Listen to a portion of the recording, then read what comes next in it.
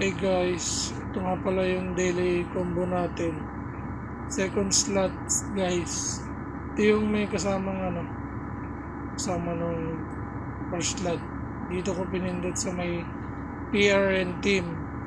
Yan, tapos CoinDix, yan. Yan guys. Tapos yung pangalawa natin is yung pangatlong slot natin guys. Dito natin hahanapin sa may legal, tapos yung pinakababa niya yung license India. Ayan guys, take the price nyo lang, tapos yun, tapos na. Salamat guys, ingat, tuloy-tuloy lang ang grind natin.